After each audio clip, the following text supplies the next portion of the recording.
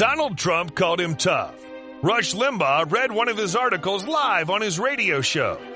Ann Coulter tweeted that article to her 1.5 million followers and declared, "Every sentence is perfect." Ladies and gentlemen, your host, former chief editor of the Jewish Press, Elliot Resnick. Welcome to the Elliot Resnick Show, where we interview fighters and firebrands on the political and cultural battlefields. With us today is Sam Sorbo, a fierce and unapologetic advocate of God and homeschooling. She's the host of the Sam Sorbo Show, a nationally syndicated radio program, as well as an actress, an author, a lecturer, a mother of 3 homeschooled children, and the husband of Kevin Sorbo, who played Hercules in a very popular TV show that ran for 6 seasons in the 1990s. Sam, welcome to the program. Sorry? I'm the wife, not the husband. Yeah. Oh, thank you. I know we get confused these days. Who's doing what? But no, I'm the wife. Yes, no, thank you. I'm sorry about that. And it's yes. okay. Okay, so welcome. I want to first ask you about God in the public schools. So in the early 1960s, the Supreme Court ruled that the Constitution prohibits public schools from teaching the Bible or holding prayer sessions. Their ruling was ridiculous. The authors of the First and 14th Amendments clearly did not intend to expel God from public schools, and if they had, it wouldn't have taken 100 years for someone to figure that out. But the court issued its ruling anyway, and the American people decided to obey the ruling, which in retrospect was probably a mistake. In any event, it's 60 years later now. What do you see as the societal consequences of the Supreme Court's ruling? Are they significant, not significant? What do you say?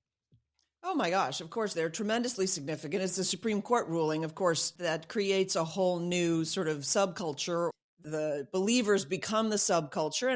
But God was misrepresented in the schools for a very long time prior to them removing him altogether. And I simply point to the Bible for that. The God of the Bible never says to the family, make sure you find a good school for your child in Deuteronomy. He says, these are my words, teach them to your children diligently. Teach them when you walk by the by, teach them when you lie down to sleep, hang them on the mantle posts of your house, right? So we've been ignoring that admonition for a very long time, which is why we ended up with schools in the first place. Interesting. My second question was going to be, would you still be as fierce of an advocate for homeschooling if God had not been taken out of the public schools? Yeah, so I'm not actually advocating for homeschooling anymore because I've realized school actually is the problem. School itself is child abuse. School is anti-God. School is anti-child. School is anti-education. Let's define education. Is education not at the very least, a quest for knowledge, right? And then we have to say, okay, so what's the first thing a child learns when they go to school? What's the first thing the child learns he has to do before he asks a question? Raise your hand, right? Well, what does that teach the child? And by the way, it's a visceral lesson. And this lesson is actually a barrier to entry. This lesson is I have to draw attention to myself. I have to basically broadcast to the world that I'm the stupid one. I need my question answered. I have to ask permission to have my question answered, which is, of course, completely the wrong message to send to the child. In fact, the message of raising your hand in the classroom is the message, don't ask. Don't ask. And what was the definition of education? A quest for what does a quest for knowledge begin with? A question. So the whole paradigm has been upended. And this is why God in the Bible never says, find a good school for your child. But we have been convinced by a system that educated us to believe in what? In the system. Wait, why would we allow them to enslave us to the point where we feel completely incapable and we are reliant on them? Please educate my child. And this is why we have parents today who are saying, oh, but they're not doing education. Those parents, God bless them, probably can't actually define education. So they define it how? The way the school taught them to define it, which is purely academic, which leaves God out of the picture from the get-go. And of course, how does that work out? Well, if you leave God out, you leave out the truth. Well, now we have a system that teaches nothing but lies. And by the way, I don't denigrate teachers. I think by and large, we have wonderful teachers who are serving in a very perverted and corrupted system. And so I beg teachers, please, if you have values, get out of a system that is actually infusing anti-values into children and abusing children, because I believe that it's child abuse to tell a child to shut up, because God made children curious. Why? Why not make them complacent like the school prefers? That they just lie down and let the world happen to them. Let life happen to them without raising a ruckus, without asking questions, which is the culture that we live in today. Trust the experts. Don't ask. Why would God make children curious? If you ask yourself that, you have to answer, because he wants the child to seek him in all things. Right, but just to play devil's Quest for knowledge Right. is actually the quest for God. Right. So just to play devil's advocate, I'm sure you've heard this a million times, but presumably, historically, what happened was, you had a bunch of parents. Some parents knew more than others. Some parents said, you know what, I'll let my neighbor who knows a lot more than me, let him teach my kids. And he had like maybe 5 or 10 kids. Parents got together and said, the best among us will teach the kids while we're busy, we need to go to work. We're not as knowledgeable as our neighbor anyways. That's presumably how schools got started. So what would be wrong with that kind of system? Well, the way schools got started was, in theory, the one-room schoolhouse, right? So that was the practice. It was somebody who had book learning who could teach the children how to follow God. That was what it was. And how best to follow God? Well, let's teach them how to read, because how else are they going to learn the Bible? In fact, let's just use the Bible to teach them how to read, because the fear of the Lord is the beginning of wisdom. A little bit of mathematics is good, a little bit of arithmetic, right? These are the 3 R's, right? And so we then adopted this mentality that education was the 3 R's, when we know better. We know better. In fact, if you ask yourself, if you work for a living, do you do that for which you were prepared in your school? And the answer typically is not really.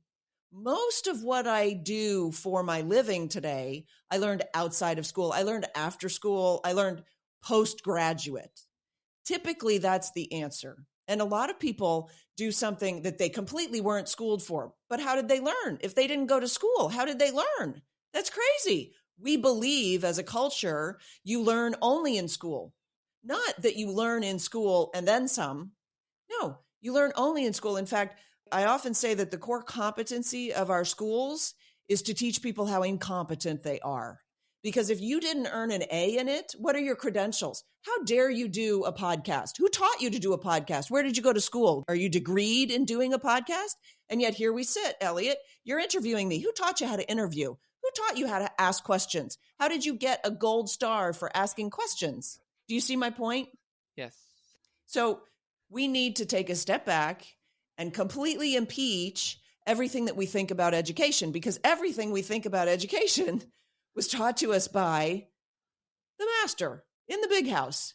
And yet here we are as parents running up to the big house and begging the master, please, just teach my child the 3 R's. Please let him not be cursed with the enslavement mentality that you're putting all of these children through right now. Enslavement to their basest whims and desires.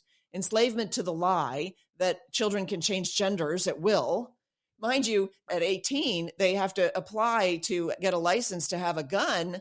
But at age 5, they can dictate their own gender. They can just do that. And by the way, pull the trigger before their 18th birthday on whether they get top surgery or bottom surgery or any number of hormonal things that completely change their lives permanently for the rest of their lives. It's a disaster. So what's your ideal system?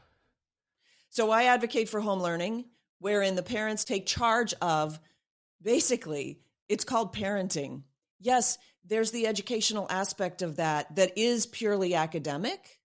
Academics are excellent, but there are children out there who are not academically inclined. So why are you burdening them with this feeling of insecurity, this feeling of inferiority, because they are not inclined in that direction? And of course, they compare themselves to everybody, as the parents have learned to do. So we step away from that, and then you offer your child the Bible, the classics, the good literature, and you start teaching them values and morals and how to follow God. And then you will have a whole child who is a good citizen, who knows how to give and forgive, who knows how to be forthright with people, who knows the difference between truth and a lie. One of the biggest struggles we have today, I think, is that all of these children are going through a system of lies. They know that it's a lie. And there's nothing they can do about it because their parents are saying to them, those liars in the schools know better than I do. And so then the child loses faith in the parent and is lost, seriously lost. And we're just allowing it to happen. Why? Because we were trained by Master in the big house into this enslavement mentality. And so we're begging Master, please go easy on my child, or please put the 3 R's back in school. It was never about the 3 R's. This is what we fail to understand. You led this interview with this idea that they took God out of the schools. And I'm here to tell you, it started way before then. Initially, God was in the schools because that was the purpose of an education, to know the Lord and to make him known. But we got lulled into this sense of, well, they're the educators. They know better than we do. So if they're telling us that the Bible has no place in school, then I guess we just have to trust them. And the Supreme Court went along, right? And well, the Supreme Court, there's the law of the land. They know everything. Well, yay for the Supreme Court, right? Even though we know in our heart of hearts, that can't be, because there is a woman sitting on the Supreme Court today who cannot define what a woman is. Why are we following her or anybody who sits on the Supreme Court unless they have proven themselves good and honest and truthful? And so we're caught in this conundrum because we were raised this way. So all of us have gone through this system. If you step foot in a school, you've been injured by the school. For instance, are you a math person? Do you like math? I happen to, yes. Okay. So you and I, we love math because math spoke to us. Were you also a person who really loved history in school? History, so. English was my worst. Okay. So you would probably say, I have a math brain, but I'm not really the linguist. I'm not really the, right? Right? I mean, ironically, I wound up doing writing for a living. But yes, in school, definitely. I did not like writing at all. You and me both. Okay. I'm totally identifying with you. I was the math brain. I loved science, STEM. I went to Duke University. I studied biomedical engineering. I hated history. History was the worst. Why? Because they taught me to hate history. When I got to Duke, I had to take a history class to graduate high school, actually, through a weird thing. Anyway, I took the hardest history class I could find and found that actually when they make history challenging and interesting enough, it's fascinating. And I fell in love with history. Who knew?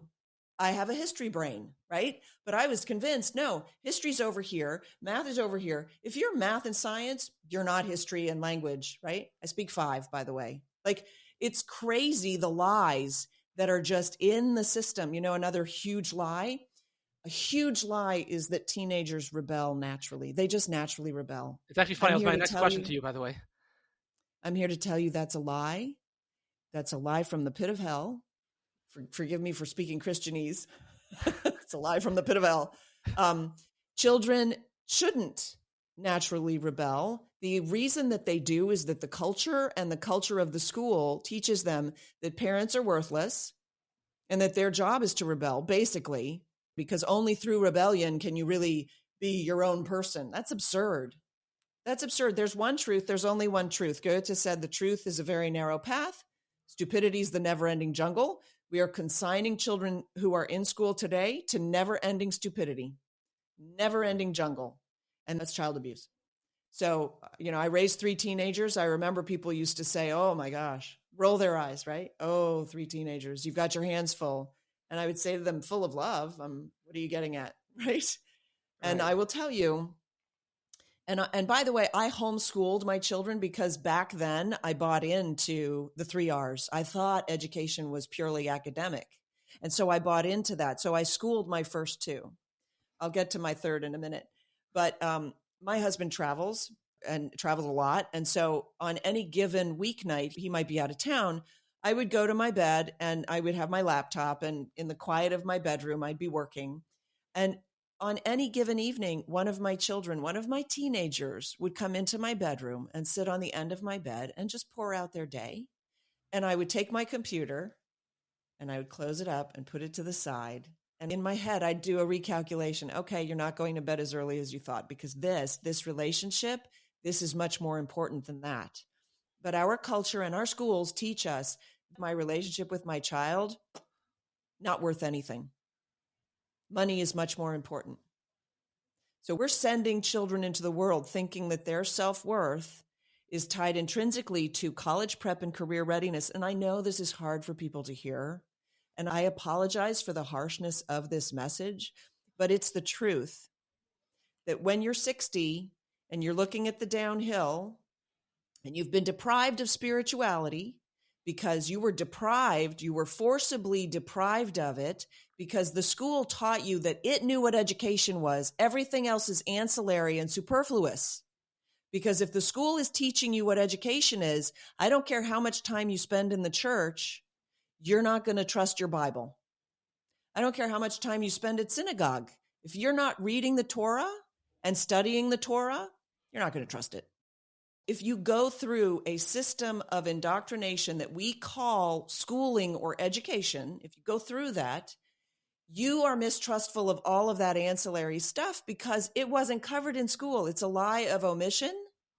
And in that sense, when you're 60, you're looking at the downhill, you're going, well, spirituality, give or take, like it might be nice, but it wasn't for me because obviously that's just a choice that some weak people make or what have you, right? And you think, okay, I didn't make the grade. I didn't make the money. That's why I'm not happy. That's not true. Money doesn't buy you happiness. So then if you make the grade, say you grab the brass ring, say you're like super successful. Okay, great. Why am I not happy? Because you have no spirituality. There's no purpose for your life. In fact, part of the reason I say school is child abuse is we teach children that they're just a bunch of random chemical accidents. Their lives have no meaning. And then we wonder why they grow up nihilistic and then go back and shoot up schools. The source of all of their illness is the schools that have taught them that their lives have no value. And if their lives have no value, then none of those lives have any value. It's a tragedy. And it's so easily remedied. Keep your children with you. Teach them who you are in the world. Teach them how to be in the world. Teach them values. Teach them virtue. And then, yes, some academics is good because they should know how to read because then they can learn anything they want, but not if you train them to believe that all knowledge comes from a teacher and that they have to wait patiently to receive knowledge like a baby bird being fed by its mother. And by the way, it's no wonder children are going up spending a bunch of government money to go to college because they've been trained to do that, right? How great a Ponzi scheme is that? And they go to college and they end up with a degree in basket weaving. They can't rub two nickels together. And now they're demanding that the government pay off their student loans. You know what? They've got a case to make because the government trained them to borrow the money to go to college. You have to go to college, but at any cost, there's no financial logic to this. You just have to go to college because if you don't get that college degree, you're worthless as a person. Whereas the kid who says, you know what, I just don't have book learning, I'm going to be a plumber, is making multiple millions of dollars because he's found out trade that actually provides a service that people actually need. I was reading Seneca the other day, and he was saying, I mean, I don't know enough about him. Sorry? Of course you were. Oh, thank you. So he was writing, he said, why are we studying, like you were saying, all these academic disciplines? He said, what you need to study is philosophy. And back then, philosophy, he said, is wisdom. Philosophy teaches you how to live the good life, what's desirable to chase after, what's desirable to not chase after, how to view death, how to view life, what's good, what's virtue, what's vice. He said, that's what you need to study. Wisdom, philosophy, all else, he said, is really, basically, you're saying secondary or even tertiary. I was surprised. Right. It's tertiary because it doesn't get you anywhere. Let's impeach this for just a minute. We think of education as the 3 R's, right? That's what the parents are now fighting with the school boards. Hey, stop indoctrinating my children. Mind you, education is indoctrination. It should be. It is the teaching of doctrine, which is a set of beliefs. And you better be teaching your children a set of beliefs because if you're not, somebody else is. And you might not agree with their set of beliefs like many people are finding with the schools now, okay? The best way to disable your child is to send him to school. Your child will forever be disabled from voicing an opinion properly, from holding his ground, from, right? So, I mean, we can go back to the 1950s and 60s, and they had this thing that they put into schools called duck and cover. And it was the antidote, it was the answer for the nuclear holocaust. And if there was a nuclear bomb, to save yourself, you should duck and cover. Now, on the face of it, everybody goes, but that's ridiculous. If there's a nuclear bomb, ain't no hiding under a desk for that child, right? And yet we were so compliant. Why? Because we were taught never question the educators. You have to raise your hand to ask a question. You better have permission to ask a question, right? And so we disabled an entire generation from what? Taking a stand. We actually trained them to cower in shame. This is what we trained the next generation after the greatest generation. And now we're wondering why there's no leadership in the country. There's so little leadership that's available to us in the country. This is a big problem in the church. It's probably a big problem in the synagogues. You've got rabbis who they study the Torah, but they think that they should take a back seat to culture, or they think that they shouldn't meddle with culture. They shouldn't speak on culture because culture is, separate. I mean, the church had an entire movement in the 1700s called pietism. Oh, no. That's politics. Just stay. That's dirty. Stay out of politics. This is the church. Let's keep the church clean. I'm sorry. God's word applies whether you like it or not, frankly. Just like gravity. Gravity applies. You can disagree with gravity. You can jump off the 27th story of a building, but gravity will catch up with you because it's a law. And God's law is the law. And you can decide if you agree with it or disagree with it. But I'll tell you, if you fight it, you wrestle God, you're going to go away injured. I want to move on, but I just want to push back a teeny bit. I mean, it's good for kids to have some measure of respect for authority, is it not? Well, of course, they should respect their parents first and foremost. Do you think they respect a parent that drops them off at an institution that's bent on telling them lies? That's how they lose respect for their parents. Listen to me. The parent drops the child off at school at kindergarten and tells the child, I've taught you how to tie your shoe. I've taught you how to use a knife and fork. I've taught you how to, how to say please and thank you, right? I've taught you all these things. My job is done. I'm completely inept at this point. Trust the experts. They will show you what to do. I cede my authority. My authority I am transferring to the school. That child will never respect the parents. The parent has just undermined his own respect inside his home. The first time the child comes home and says, well, Johnny turned into a girl today. The teacher says so. And dad says, but that's ridiculous. You can't believe that. Who's the child going to believe? You've just tortured your child into this unwinnable situation where you've told the child, believe the school. And now you're telling the child the school is lying, but are you sending him back to school the next day? Darn straight you are, because you don't know any better, because the school taught you. Trust the school. Okay, but what about parents, though, who simply, they say, I don't have the time, we both are working for a living, whatever it is, we can't do it. So what do you say to them? Yeah. It's called priorities. Your children aren't worth it? Okay. I can't fix that. I'm sorry for your loss. It is a loss. You are sacrificing. You have no idea what you're sacrificing. You've bought the lie that the culture tells you that you're choosing the easy way out by sending your child into school. That's the lie, okay? You can choose. I'm just here trying to tell you the truth. That's the lie. There is so much more to be gained for you as the parent of a child in choosing to parent that child. But it's your choice. God gave us free will. He told us, he gave us the recipe, Deuteronomy, teach these words to your children, and in several other places, and in a few places, he admonishes grandparents. Yes, it's the grandparents' responsibility too. And by the way, every adult, to a certain degree, is called to parent, but that's sort of a discussion for another time. You have hard choices to make. I get it, because you believe lies. And I'm here trying to tell you the truth. You think you're just winning when you sacrifice your child on the altar of the school. You think you're winning because they taught you you're going to win. And how are you going to win? I don't know. You'll make more money. You'll be able to buy a fancier car. I don't know. What lies are you buying? Whatever lies you're buying. Okay. What I'm telling you is that sacrificing that child is costing you the greatest price you will ever pay for anything ever. And that's a hard message to bring to people, but it is the God's own truth, because I've lived it 3 times over.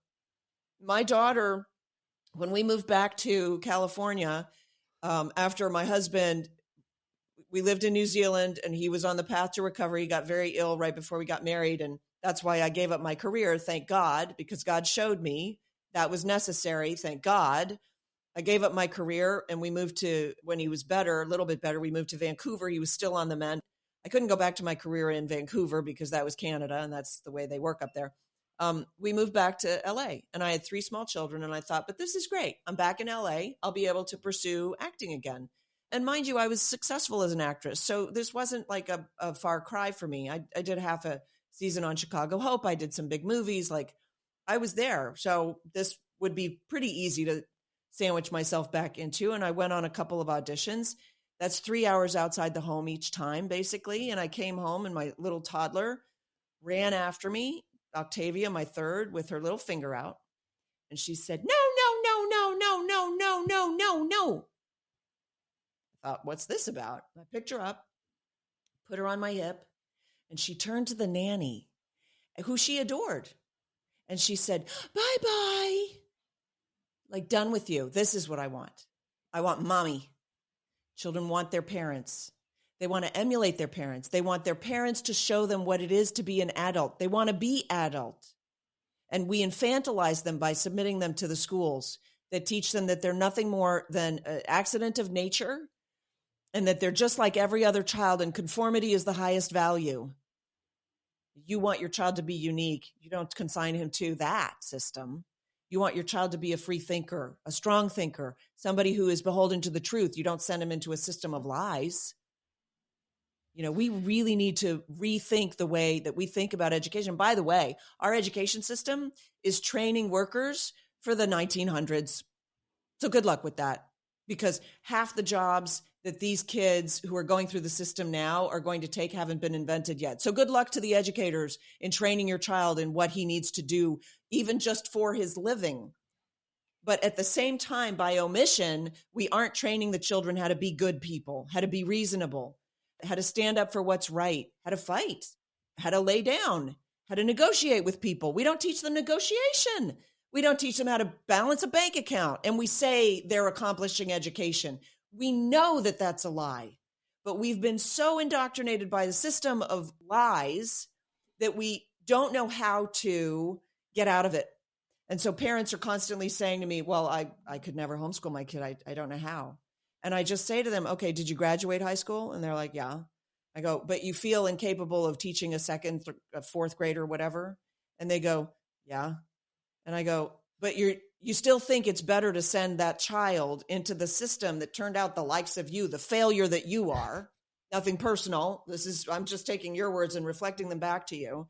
You think that putting your child into that system, which arguably is so much worse than when you went to school, and you know it is, but you still think that that's the best choice for him. I can't fix stupid, but I can teach people who are open to considering truth. And so I'll just throw this in there. I created the Underground Education Playbook for Home Learning. In fact, this lives on my website, samsorbo.com. It is a workbook. So there are pages that you fill in because you have to do some deep thinking on this. What do you want for your child? Did you give birth to a cash register? Because that's what they're training your child to be. They're tying your child's intrinsic value to the amount of money he or she can make. And I get it, man. That's the American dream. You want your child to make buck, right? But that's not really what you want, because really what you want is relationship. Because when you're 60 or 70, you want grandchildren. You want to have a relationship with your child. You want to have a relationship of mutual respect. And you know what? I train my children up to respect me and to respect Kevin. And we also trained ourselves to respect them. My gosh, my children are amazing. They're amazing. And I didn't do that. God did that. But God showed me, I'll tell you this, when my youngest was about 5, her name's Octavia, and she obviously liked to draw. So I said to her, you know, if you like to draw, you should draw for 15 minutes a day. I figured either she would lean in and really discover a love and a talent, or she would give up, and then we could check that off the list and move on to the next thing for her to try. And so she started drawing about 3 hours a day, and she became quite adept. In fact, you can find her on Instagram. Her art is amazing. And so when she was about 11, 12, I hit my knees and I prayed to God, because my oldest is an actor. I've got that covered. I can teach that. My second is an engineer. Well, I went to school for engineering. I can teach that. I can get him to college. I know how to do that system, right? And I was still of this idea that education requires teaching from an outside entity. And so I started praying about this, and I asked people, and somebody said to me, well, Sam, if she really likes art and she likes drawing like humans, maybe an anatomy class. And I'm like, yes, I will find an anatomy teacher. I will delegate my responsibilities like many parents think that they're doing when they send their children to school. And the teacher will teach her anatomy, and then I will have done my part. And I ran up to her room. And like I said, she was 11 or 12. And I said, anatomy class, right? And she said, oh, Mom, as only, an 11-year-old can do with the little, aren't you precious, right? And she pulled out her sketchbook and she opened it up to a double-page drawing of the interior workings of the human knee in various positions. And I said, oh, you're teaching yourself? How did this happen? I didn't even know, right? That she's her own best teacher. Okay. So this goes back to, are you doing what you were trained to do in school, full stop? No, you're doing more than that because you taught yourself. Who taught you how to lease your first apartment? Who taught you how to lease your first car? Who taught you how to buy a car? Who taught you all of these things, right? There are lots of things. Who taught you how to open a bank account? No, you just went into the bank and you said, I need a bank account. And they said, oh, I can help you with that. Let me show you how. And you taught yourself, this is how I open a bank account. This is how I buy groceries. This is how I do this, that, and the other thing. But we are so bought into this system of lies that we believe that we learn things that we didn't learn from other people. So it's a hard leap to make. I get it, but it's possible. And then when you do that, you set your children free and they learn so much more than you could ever fathom. And they love it. They love it. Give your children the Bible. Give them the Bible from a young age. Give them the Torah from a young age. You probably don't have any idea what's happening in the classrooms of your children. Goodness, the church has no idea what's happening in the classrooms of the churches. You talk to parents who send their children to kids' church, they put on VeggieTales. The parents never ask, what did my child learn today? And then we've dumbed down all the stories of the Bible. Noah's Ark, that's some guy and he got 2 of every animal and they just got on this ark and it rained a lot. And no, the Noah of the Bible is a flippin' hero. The Noah of the Bible stood up to the whole of human culture, of depravity, that was telling him, you're an idiot. You're building this big boat. Why? You're an idiot for listening to God. We have that story, but we dumb it down to a stupid little fairy tale for children. We feed it to them. We half buy into that ourselves, even though we're telling ourselves, no, I really believe in God. I really believe in what God says in the Bible. We don't. And so then we wonder why our children grow up and they leave the faith. Noah was an incredible human being. To do what he did? Or don't you believe the Bible? Oh, okay. Well, maybe you don't. Well, I can't help you with that. It's the truth. And yet the lie lives because they control the levers of the culture. They control it. They control the narrative. Don't consign your children to that. All right. Other than that, I have no opinion. Thank you so very much for your time. I really appreciate it. My pleasure. All right, that does it for us. If you'd like to learn more about Sam Sorbo, look in the episode description. You'll find a link there to her website and to one of her books on Amazon. If you like this podcast, please consider subscribing to it and possibly even leaving a complimentary comment. Stay tuned for next week's episode and have a pleasant day or a pleasant night, depending on when you're listening to this interview.